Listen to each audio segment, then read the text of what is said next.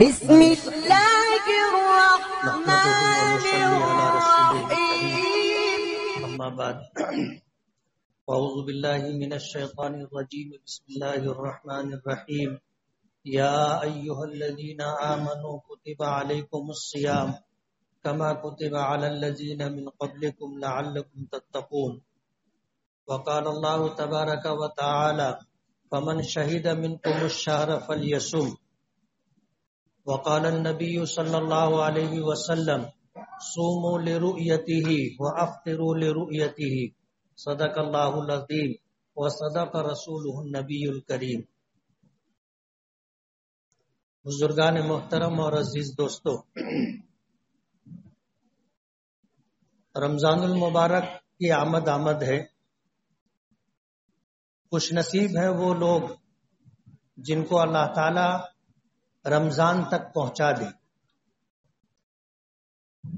ورنہ آپ نے دیکھا ہوگا کہ کتنے لوگ ایسے تھے جو پچھلے رمضان میں ہمارے ساتھ تھے، روزہ رکھا تھا، تراویح کا اہتمام کیا تھا، صاحب نصاب لوگوں نے زکوٰۃ کی ادائیگی کا اہتمام کیا تھا اور رمضان کو بھرپور طریقے سے وصول کرنے کی کوشش کی تھی، لیکن آج وہ ہمارے ساتھ نہیں ہے، اللہ کی جوار رحمت پہ چلے گئے۔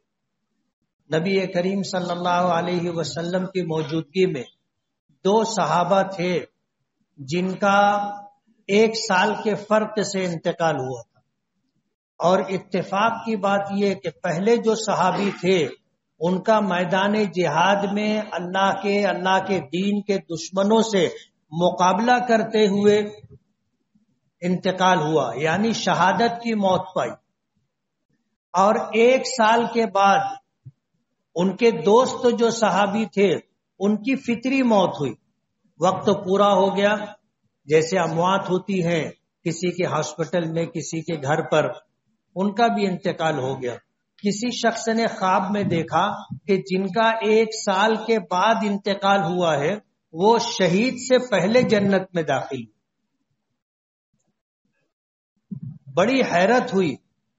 نبی کریم صلی اللہ علیہ وسلم کا معمول تھا، آپ کی عادت شریفہ تھی کہ فجر کی نماز پڑھ لینے کے بعد آپ مصلی پر رکا کرتے تھے، تھوڑی دیر بیٹھا کرتے تھے۔ کسی نے اگر کوئی خواب دیکھا ہوتا تو وہ اپنا خواب بتاتا، اللہ کے رسول صلی اللہ علیہ وسلم اس کی تعبیر عطا فرماتے، اور کبھی ایسا ہوتا تھا کہ اللہ کے رسول صلی اللہ علیہ وسلم نے کوئی خواب دیکھا ہو تو آپ اپنا خواب سناتے تھے اور پھر اس کی تعبیر بھی بتایا کرتے تھے۔ یہ آپ کا معمول تھا۔ ائمہ کرام میں جو لوگ صاحب علم ہے اور تعبیر کا فن جانتے ہیں ان کے لیے سنت یہ ہے کہ وہ مصلی پر فجر کی نماز کے بعد کچھ دیر رکیں، اور اگر تعبیر کا فن نہ بھی جانتے ہوں تو بھی نبی کریم صلی اللہ علیہ وسلم کا معمول رہا ہے کچھ دیر مصلی پر رکنا چاہیے۔ کسی کو کوئی مسئلہ دریافت کرنا ہو وہ مسئلہ دریافت کر لے، کوئی بات ہو تو وہ بات کر لی جائے، کوئی مسئلہ ہو تو اسے حل کر لیا جائے۔ نبی کریم صلی اللہ علیہ وسلم مصلی پر تشریف فرما تھے۔ جن صحابی نے خواب دیکھا تھا انہوں نے حیرت کے ساتھ اپنا خواب بیان کیا کہ اللہ کے رسول میں نے ایسا خواب دیکھا ہے اور مجھے حیرت ہے۔ تو حضور نے فرمایا کہ تمہیں حیرت کیوں ہے؟ تمہیں حیرت کیوں ہے؟ کہا کہ اللہ کے رسول پہلے صحابی کا میدان جہاد میں اللہ کے دشمنوں سے مقابلہ کرتے ہوئے انتقال ہوا، شہید ہو گئے۔ فرمایا کہ تمہیں اس بات کی خبر نہیں ہے کہ جس بعد میں جن کا انتقال ہوا انہوں نے 1 سال کی نمازیں زیادہ پڑھی، 1 رمضان کے روزے زیادہ رکھے، سال بھر عبادات میں جو انہوں نے گزارا، یہ سال بھر کی عبادتیں تم کہاں لے جاؤ گے؟ تو خوش نصیب ہیں وہ لوگ جن کو اللہ پاک نے پچھلا رمضان بھی عطا کیا اور اب اللہ پاک عافیت کے ساتھ رمضان المبارک تک پہنچا دے۔ صحابہ کرام رضوان اللہ تعالی علیہ مجمعین نبی کریم صلی اللہ علیہ وسلم کی اتباع اور پیروی میں رمضان کا انتظار کرتے تھے اور رمضان کا اہتمام مہینوں پہلے سے کیا کرتے تھے. خود ہمارے آقا جناب رسول اللہ صلی اللہ علیہ وسلم کی عادت شریفہ رہی. آپ دعا کیا کرتے تھے کہ اللہم بارک لنا فی رجب و شعبان وبلغنا رمضان، کہ اللہ ہمارے لیے رجب اور شعبان میں برکت عطا فرما اور ہمیں رمضان المبارک تک پہنچا دے. وبلغنا رمضان، ہمیں رمضان المبارک تک پہنچا دے. آپ دعاؤں کا اہتمام کیا کرتے تھے اور آپ نے یہ بات بارہا سنی ہے کہ رجب کے مہینے سے ہی اللہ کے رسول صلی اللہ علیہ وسلم روزوں کا اہتمام فرمایا کرتے تھے. شعبان کا مہینہ تقریباً پورا مہینہ آپ روزہ رکھا کرتے تھے، شعبان کی 30 تاریخ کو چھوڑ کر کے. اور اس طرح کا اہتمام صحابہ کرام میں سے بعض صحابہ کا معمول تھا کہ اللہ نے ان کو صاحب نصاب بنایا تھا تو رمضان آنے سے پہلے زکوٰۃ دے دیا کرتے تاکہ امت میں جو فقراء ہیں، غربا ہیں، جو ضرورت مند حاجت مند لوگ ہیں، جب ان لوگوں تک زکوٰۃ کی رقم پہنچ جائے گی تو وہ بھی رمضان کا اہتمام کریں. یعنی ان کے پیش نظر یہ بات ہوتی تھی کہ ہماری وہ رقم جو زکوٰۃ کی نیت سے ہم نے مستحق کو دی ہے، مستحق اس پیسے کو رمضان میں استعمال کرے اور ہم لوگ اپنی زکوٰۃ دیتے ہیں ضرورت مند عید پر استعمال کریں. ہم میں سے کتنے لوگ ہیں رمضان کا پہلا عشرہ دوسرا عشرہ نکل جانے دیتے، تیسرے عشرے میں شب قدر کا انتظار کرتے اور پھر زکوٰۃ 2-3 دن کے اندر نکالتے. صحابہ کرام کا معمول تھا کہ رمضان سے پہلے زکوٰۃ دے دیا کرتے تھے تاکہ زکوٰۃ کی یہ رقم غربا اور مساکین رمضان میں استعمال کرے اور رمضان کا مہینہ ان کا محتاجگی کے بغیر گزر جائے، ان کے لیے سحری اور افطاری کا نظم ہو. اللہ تعالیٰ نے ہماری عبادتوں کے لیے اسباب مقرر کیے اور جب جب وہ سبب پایا جائے گا، جب جب اس عبادت کا تحقق ہوگا، جیسے صبح صادق ہوگی تو فجر کی نماز فرض ہو جائے گی، زوال ہوگا ظہر کی نماز فرض ہو جائے گی، ہر چیز کا سایہ جب 2 مثل ہو جائے گا تو عصر کی نماز فرض ہوگی، اور جب سورج غروب ہوگا تو مغرب کی نماز فرض ہوگی، اور جب شفق ابیض یعنی آسمان پر سورج ڈوبنے کے بعد جو سرخی ہے وہ ختم ہو جائے، اس کے بعد جو تھوڑی سی ہلکی سی روشنی ہوتی ہے وہ ختم ہو جائے تو عشاء کی نماز فرض ہوگی. یہ اسباب ہے ان نمازوں کی فرضیت کے لیے. ظاہر بات ہے یہ سبب کل پائے گئے تھے تو کل بھی ہم پر نماز فرض تھی، آج بھی پائے گئے تو آج بھی ہم پر نماز فرض ہے، اور اللہ زندگی دے گا تو جب جب ہمیں دن ملے گا، اوقات ملیں گے تو ہم پر نمازیں فرض ہوں گی. اسی طرح رمضان کے روزے بھی ہیں کہ جو ہی رمضان المبارک کا چاند نظر آئے گا رمضان کے روزے فرض ہو جائے. اور ظاہر بات ہے پچھلا رمضان کا چاند ہم نے دیکھا تھا، چاند کا تحقق اور ثبوت ہو گیا تھا، ہم نے رمضان بھر روزے رکھے. اب آنے والا مہینہ جب چاند نظر آئے گا تو ہم پر روزے فرض ہو جائیں گے، اور ہر سال رمضان آئے گا روزے فرض ہوتے رہیں گے. یہی حال زکوٰۃ کا بھی ہے، لیکن حج کی فرضیت کا سبب اللہ کا گھر ہے. حج کی فرضیت کا سبب اللہ کا گھر ہے، اور اللہ کا گھر جس دن سے ہے آج بھی ہے اور قیامت تک رہے گا. اس لیے سبب ایک ہے، زندگی میں ایک ہی مرتبہ حج فرض ہوتا ہے. زندگی میں حج کی فرضیت کے لیے بیت اللہ کا وجود ہے، اور بیت اللہ کے وجود کی وجہ سے حج فرض ہوتا ہے. اس لیے کسی بھی صاحب استطاعت پر زندگی میں ایک مرتبہ حج فرض. اب جو مالدار ہیں ان کے پاس تو ہر سال اتنا مال ہوتا ہے کہ وہ حج کرنے جانا چاہیں تو جا سکتے، لیکن ہر سال حج فرض نہیں ہوتا. اللہ تعالیٰ نے چاند اور سورج دونوں کا نظام بنایا ہے، اور اسلامی عبادات کا نظام اللہ نے چاند سے جوڑ کر کے رکھا ہے۔ اسلامی مہینہ کبھی 354 دن کا ہوتا ہے، کبھی 355 دن کا ہوتا ہے۔ یہ 354 سے کم بھی نہیں ہوگا اور 355 سے زیادہ بھی نہیں ہوگا۔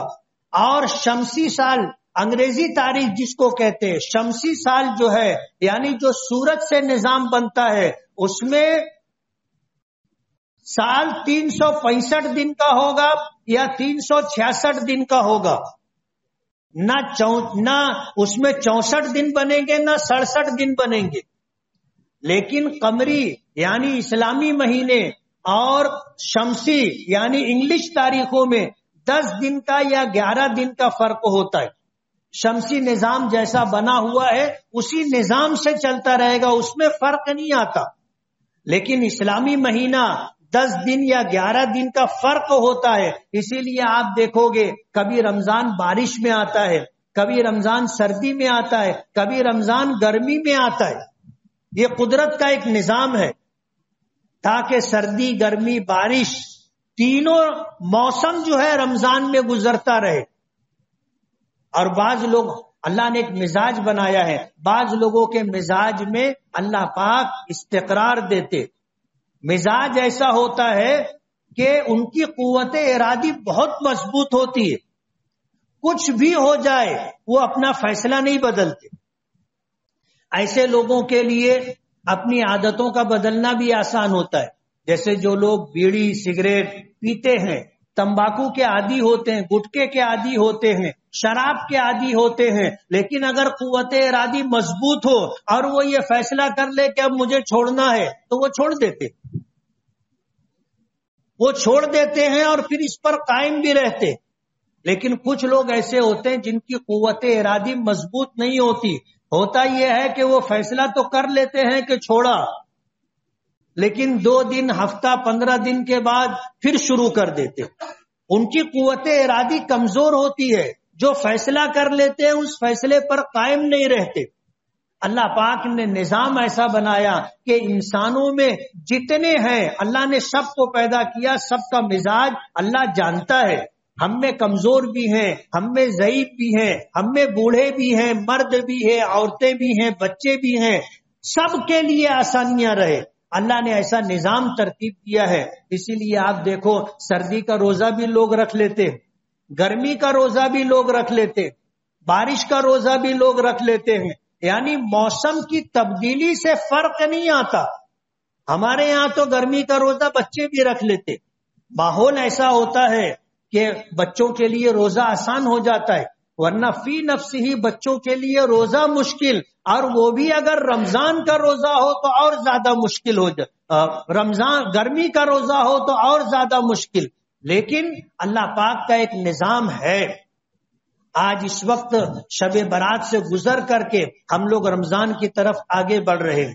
اللہ کے رسول صلی اللہ علیہ وسلم اور صحابہ کرام رمضان کا استقبال کیا کرتے تھے اور رمضان کے آنے کا انتظار کیا کرتے تھے، اور رمضان آ جائے تو رمضان کا اہتمام کیا کرتے تھے۔ یہی سوچ اور یہی عمل ہمارا بھی ہونا چاہیے کہ جب اللہ کے رسول رجب سے رمضان کے اہتمام فرماتے تھے تو ہمیں بھی جو ہے اس سلسلے میں آپ کی سنت اور آپ کی اتباع کا خیال رکھنا چاہیے۔ شعبان کے مہینے میں روزہ رکھنا نبی کریم صلی اللہ علیہ وسلم کا معمول رہا ہے۔ یوں تو آپ ہر مہینے ایام 20 کے روزے رکھا کرتے تھے، یعنی چاند کی 13، 14، 15 تاریخ کا روزہ رکھا کرتے تھے، اہتمام کے ساتھ رکھا کرتے تھے، یہ آپ کی سنت ہے۔ اور آپ سے یہ بھی منقول ہے کہ آپ پیر اور جمعرات کا بھی روزہ رکھا کرتے تھے۔ ہم میں بھی کچھ لوگ ہیں الحمدللہ کہ وہ ایام 20 کا اہتمام کرتے ہیں، کچھ لوگ ایسے ہیں جو پیر اور جمعرات کے روزوں کا بھی اہتمام کرتے ہیں، لیکن ہم میں اکثریت ایسی ہے کہ رمضان آیا تو روزہ اور رمضان گیا تو 11 مہینہ کوئی روزہ نہیں رکھا جاتا۔ ہمیں اس بات کو پیش نظر رکھنا چاہیے کہ رمضان کے روزے تو فرض ہے، لیکن رمضان کے علاوہ دیگر مہینوں میں بھی نبی کریم صلی اللہ علیہ وسلم نے ایام 20 کے روزے رکھے ہیں، پیر اور جمعرات کے دن کا روزہ آپ رکھا کرتے تھے، اسی طرح شعبان کا تقریباً پورا مہینہ آپ روزہ رکھا کرتے تھے۔ بعض لوگ ایسے ہوتے ہیں کہ جب رمضان کا پہلا روزہ رکھتے ہیں تو طبیعت خراب ہو جاتی، سر درد کرنے لگتا ہے، مزاج میں چڑچڑا پن آ جاتا ہے، بات بے بات پر غصہ گرمی نکالنے ظاہر کرنے لگ جاتے ہیں۔ یہ اس وجہ سے کہ روزوں کی عادت نہیں۔ اگر رمضان کا چاند دکھنے سے پہلے کچھ روزے رکھ لیں تو رمضان کا روزہ آسان ہو جاتا ہے، رمضان کا روزہ آسان ہو جاتا ہے۔ اس لیے رمضان شروع ہو اور گھر میں ماحول نہ گرم ہو اور ہمارا سر نہ دکھے، طبیعت خراب نہ ہو، تو رمضان سے پہلے ہمیں روزہ رکھ لینا چاہیے، کچھ روزے رکھ لینا چاہیے تاکہ رمضان کا روزہ ہمارے لیے آسان ہو جائے۔ نبی کریم صلی اللہ علیہ وسلم نے رمضان کا اہتمام فرمایا، ہمیں بھی رمضان کا اہتمام کرنا چاہیے۔ اللہ ہمیں عافیت کے ساتھ، صحت و تندرستی کے ساتھ رمضان المبارک تک پہنچائے اور رمضان کے سارے روزے اللہ ہمارے لیے آسان کر دے۔ نبی کریم صلی اللہ علیہ وسلم نے جب اہتمام فرمایا ہے، آپ کی عادت شریفہ رہی ہے، تو ہمارے لیے بھی اس میں کچھ نہ کچھ حکمتیں اور مصلحتیں ہوں گی، اور جب ہم اس پر عمل کریں گے تو ہمیں اس بات کا پتہ چلے گا۔ رمضان المبارک اللہ پاک نے یہ مہینہ ہمیں خصوصیت کے ساتھ عطا کیا۔ پچھلی امتیں جتنی بھی گزری ہیں، ہر نبی کی اپنی امت تھی، لیکن ان پر رمضان کے روزے فرض نہیں تھے۔ رمضان کا روزہ صرف نبی کریم صلی اللہ علیہ وسلم اور آپ کے توسط سے آپ کی امت کو دیا گیا، اور اللہ تعالیٰ نے رمضان اور 11 مہینوں میں فرق یہ رکھا کہ کسی شخص نے رمضان کے مہینے میں اگر نفل عبادت کی تو اس کا ثواب غیر رمضان کے فرض عبادتوں کے برابر ہوگا، اور رمضان میں فرائض کا اہتمام کیا تو 11 مہینوں میں 70 فرائض کے برابر اللہ پاک رمضان کے فرائض کا جو ہے اجر و ثواب عطا کرے۔ اللہ کے نبی صلی اللہ علیہ وسلم نے اس مہینے کی جو خصوصیات ذکر فرمائی وہ یہ کہ پہلا عشرہ رحمت ہے، دوسرا عشرہ مغفرت ہے، اور تیسرا عشرہ جہنم کی آگ سے خلاصی اور نجات ہے۔ 3 عشرے ہیں اور تینوں کے لیے اللہ پاک کی طرف سے الگ الگ فیصلے ہیں۔ پہلے عشرے کے لیے رحمت کا فیصلہ ہے، دوسرے عشرے کے لیے مغفرت کا فیصلہ ہے، اور تیسرے عشرے کے لیے جہنم سے خلاصی اور نجات کا ہے۔ اور جب رمضان عید کا چاند دکھتا ہے، یعنی رمضان مکمل ہوتا ہے، تو حدیث پاک میں آتا ہے کہ اللہ پاک 10 لاکھ جہنمیوں کو جہنم سے نجات عطا کرتے۔ صحابہ کرام کہتے ہیں کہ جب رمضان کا چاند نظر آیا تو نبی کریم صلی اللہ علیہ وسلم منبر پر تشریف فرما ہوئے اور فرمایا کہ تم پر ایک مہینہ آیا ہے جو بڑی برکتوں والا مہینہ ہے، اور اللہ نے اس مہینے کے روزوں کو فرض فرمایا ہے اور رات کی تراویح کو سنت قرار دیا ہے۔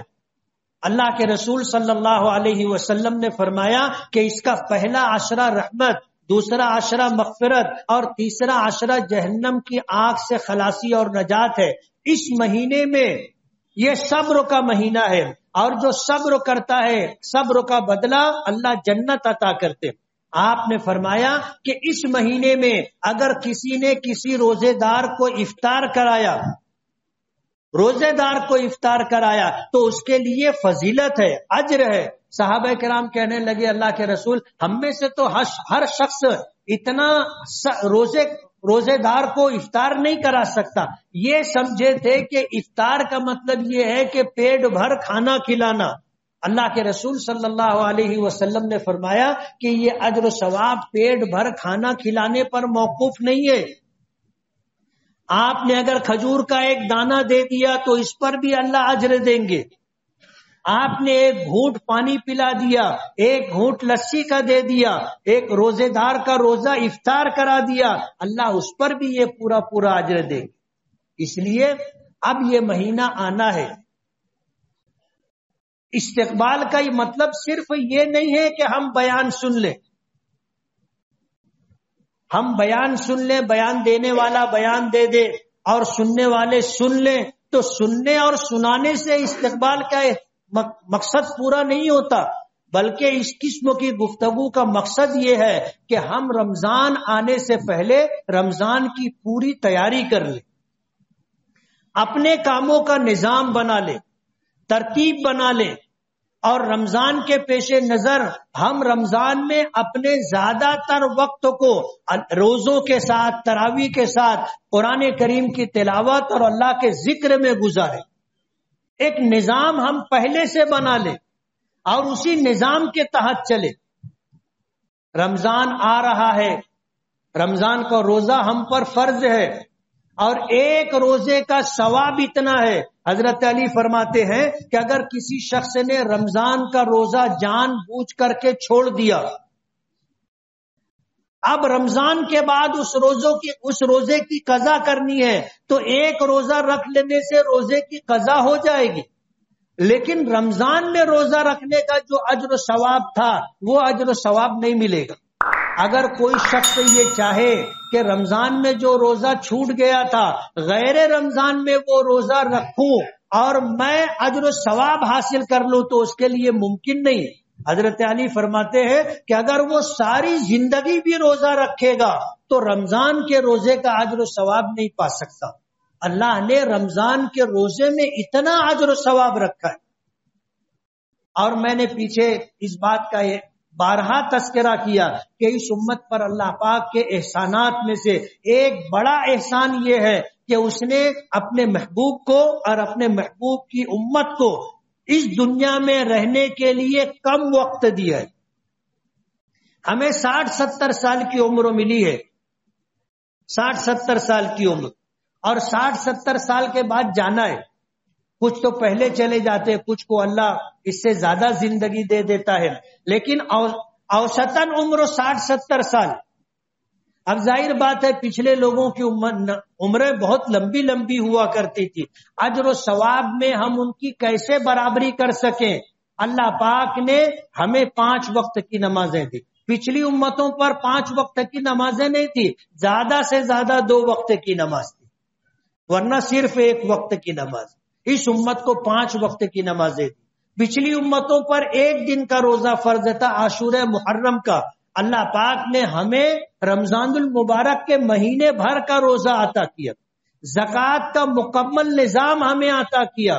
اللہ پاک نے مکمل حج عطا کیا، اور دیگر سارے معمولات کو اللہ پاک نے اگر حضور کے طریقے پر گزارے جائیں تو اسے عبادت قرار دیا. یعنی تھوڑے وقت میں زیادہ سے زیادہ ہم کتنی نیکی اجر و ثواب کما سکتے ہیں، اس کا اللہ نے ایک نظام بنا کر کے ہمیں دیا. جو حدیث میں نے سنائی اس میں اللہ کے رسول نے فرمایا کہ اس مہینے میں ایک رات ایسی ہے جس رات میں عبادت کرنا 1000 مہینوں سے زیادہ اجر و ثواب رکھتا ہے، جسے ہم شب قدر کہتے ہیں. اور قرآن کریم نے جسے لیلۃ القدر کہا ہے. ایک رات کی عبادت 1000 مہینوں سے زیادہ اجر و ثواب. ظاہر بات ہے یہ بہت بڑا اللہ پاک کا بہت بڑا کرم ہے کہ اللہ نے ہمیں اگر 60 سال کی عمر دی، 70 سال کی عمر دی، اگر ہم میں سے کسی نے 10 رمضان، 20 رمضان، 30 رمضان اہتمام کے ساتھ گزار لیے کہ روزے بھی رکھے، رات کی تراویح بھی پڑھی، فجر کی نماز بھی فرض جماعت کے ساتھ ادا کی، دیگر عبادتیں چاہے نہ کر سکا ہو تو بھی اسے شب قدر مل گئی. اور شب قدر مل گئی تو ایک شب قدر کا ثواب 84 سال 4 ماہ سے زیادہ زمانہ اس نے اللہ کی عبادت میں گزارا. آپ اگر اسے حساب کر کے جوڑنا چاہو تو بہت بڑی بات ہے. جو لوگ نمازوں کا، روزوں کا، تراویح کا، تلاوت کا، ذکر کا اہتمام کرتے رہے انہیں تو شب قدر ملی ہی ملی ہے. جو شخص امامت کرتا ہے، ظاہر بات ہے اس نے مغرب کی نماز کی امامت کی، عشاء کی نماز کی امامت کی، تراویح کی نماز اس نے پڑھی یا پڑھائی، اور اسی کے ساتھ اس نے فجر کی نماز کی امامت کی، اس کو شب قدر مل گئی، شب قدر مل گئی۔ اور یہ اللہ پاک کا بہت بڑا کرم۔ نبی کریم صلی اللہ علیہ وسلم نے فرمایا کہ شب قدر پانے کے لیے پوری رات عبادت میں گزارنا ضروری نہیں ہے، اس رات کا کچھ حصہ بھی اگر عبادت میں گزر گیا تو اسے اللہ پاک شب قدر میں عبادت کرنے کا ثواب عطا کریں گے۔ تو اس امت پر اللہ پاک کے احسانات میں سے بہت بڑا احسان یہ ہے کہ رمضان کا مہینہ پچھلی امتوں کو نہیں ملا تھا، اور شب قدر جیسی کوئی رات پچھلی امتوں کو نہیں دی گئی۔ اللہ نے ہمیں رمضان المبارک کا مہینہ عطا کیا، اور اسی کے ساتھ اللہ پاک نے ہمیں شب قدر بھی عطا کی۔ اور یہ ساری چیزیں اس لیے کہ ہم آخری عشرے میں شب قدر کی تلاش کا اہتمام نہ کریں۔ ہم نے کتابوں میں یہ حدیث پاک میں پڑھا ہے کہ اللہ کے رسول صلی اللہ علیہ وسلم شب قدر کی تلاش میں پورے مہینے کا اہتمام فرمایا کرتے، اور صحابہ کرام اور اسی طرح تابعین اور تبع تابعین کے جو اقوال ملتے ہیں، ان کے اقوال کی روشنی میں کبھی شب قدر پہلے عشرے میں رہی، کبھی دوسرے میں رہی، کبھی تیسرے میں رہی، زیادہ تر تیسرے عشرے میں، اور زیادہ تر تیسرے عشرے کی طاق راتوں میں شب قدر پائی جاتی ہے، ایسے علماء کا قول ہے۔ اس لیے ہمیں شب قدر کی تلاش کا اہتمام پہلے دن سے کرنا چاہیے، چاند دکھا وہیں سے شب قدر کا اہتمام ہونا چاہیے۔ ہر رات ہماری عبادت میں گزرے، ہر رات عبادت میں گزرے، تاکہ ہمیں رمضان بھر میں چاہے پہلے عشرے میں شب قدر ہو، چاہے دوسرے میں ہو، چاہے تیسرے میں ہو، ہم اگر اہتمام کرتے رہیں گے تو ہمیں ضرور بھی ضرور انشاءاللہ شب قدر ملے گی۔ اللہ تعالی ہمیں عقل سلیم اور فہم سلیم عطا فرمائے۔ اللہ پاک ہمیں عافیت کے ساتھ رمضان المبارک تک پہنچائے، اور رمضان کے روزوں کو، تراویح کو، دیگر عبادتوں کو اللہ ہمارے لیے آسان فرما دے۔ وآخر دعوانا